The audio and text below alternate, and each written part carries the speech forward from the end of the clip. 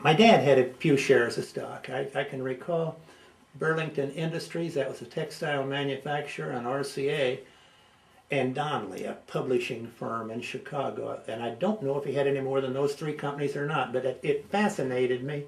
I was interested in it. And we were married in about, as I said, about 1955 or 6 in that area. And I was working at Shell. Walk through the machine shop, I would notice all of the machine tools were made by a company called Warner and Swasey. And as I said, I knew absolutely nothing. But I decided they were a manufacturer, of course, of machine tools, and that was sure an odd one for me to choose to buy my first shares in. But I thought since there was so many of them there, somebody else must be buying them too. So I had $900. They were selling for $30 a share. We would go through Alton on the way to Shell where I worked. And I noticed a brokerage house there, so I drove one day and I stopped and I told the guy I wanted to buy 30 shares of Warner Swasey. That got me started. I don't know how long I kept them, probably 8 or 10 years, but I don't recall. Of course, I don't have them now. But that was the beginning of what has been a very interesting and rewarding hobby, I'll call it. I was a security guard. Let's see, I'm not sure just how that happened, but it did. Most of the early years, at night I would be on patrol, moved up to where I didn't have to walk on patrol, had a car for the outside. There's lots of facilities at Shell. There's loading docks at the river, there's tank farms off that are a few miles away and so on.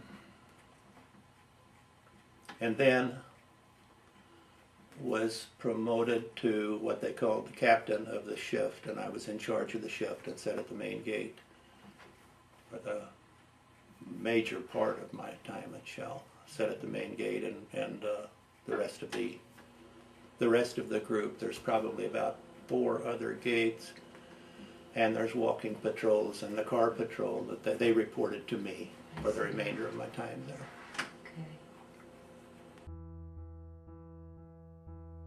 Yes, and the most memorable one, I got a call at that time.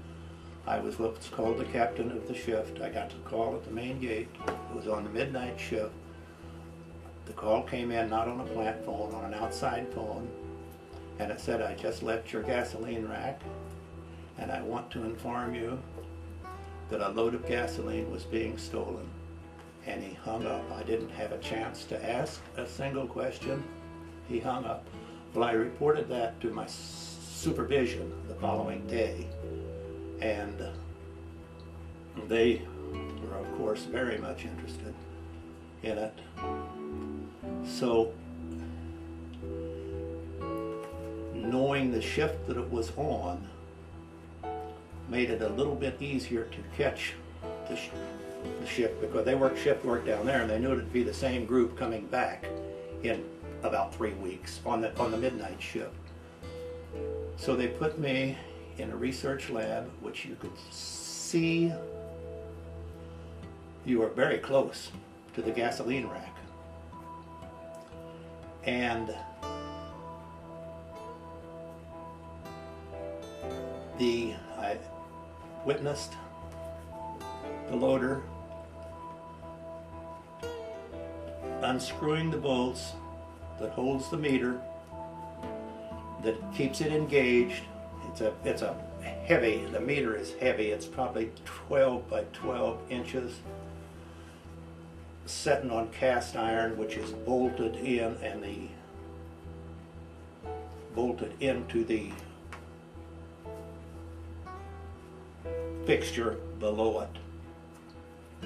Okay, the loader loosened the bolts, lifted it up, put pieces of steel under it so that it was disengaged. It was elevated. Probably those pieces of steel were probably 1.5 inches, maybe 2 inches long, but that disengaged it.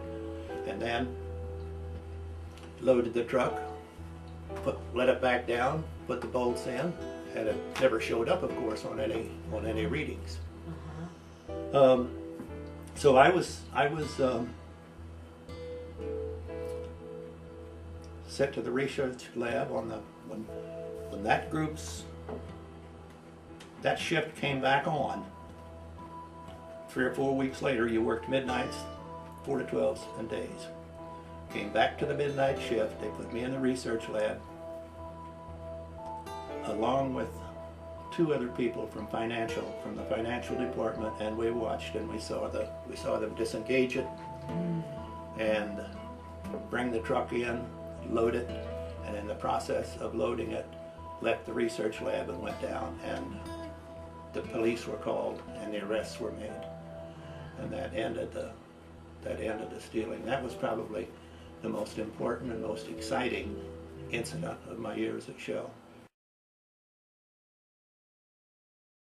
The little gum tree out here in the backyard, and it was very, very small at the time, and we've lived here for 50 plus years. But anyway, Carol looked out and she saw a swarm of them hanging on a little limb on it. And I called the old guy. She told me that he had bees. I didn't know it at the time. I can recall very well her telling me that he had them. So I went up to see him, and I told him they were down here, and he said he didn't want them, but he would give me a hive if I wanted it. So I took the hive, and that's where it all began. And I soon learned that it's an awful lot of work, but I learned a lot about bees, and there's a lot of satisfaction at the end of the season in having just case after case of honey bottled and ready to sell. A lot of satisfaction in that. It seems like you're making something from nothing. Mm-hmm. I was going up the ladder with the box of bees, box on the platform, took the cover off the hive, then took the cover off my box of bees. And when I did that, I was raising the box up to dump them in the hive, and the ladder rung that I was standing on, which by the way was an old one before that he had nailed on there naturally, and it broke, and I tumbled to the ground, and the box of bees landed on my head, upside down on my head, and I was absolutely covered with bees. Carol was in the car, and it was parked, just the length of the living room here, I suppose. She was right up close, but she always had the windows up. But she always liked to watch me. And when it broke, I was on the ground on my knees. I probably fell 10 feet. And the box of bees dumped out on my head and my shoulders. I had wearing nothing but a t-shirt. I was totally covered with bees. And I couldn't holler at her to tell her I was okay because I knew they'd crawl into my mouth. They were all over my face. So I was trying to hold my hand somehow, while I was on my knees, I was trying to hold my hand in a manner that she would know I was okay, but that's awfully hard to give a signal that you're okay. I don't know how to do that.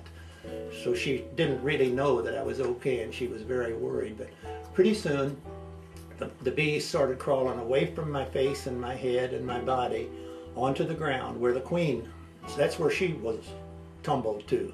And they of course know that. They know where to find her. But they crawled off of me enough so that I could get up, and I was okay. It was quite an experience. We needed a camera on that one. There would have been no other picture like it in the world.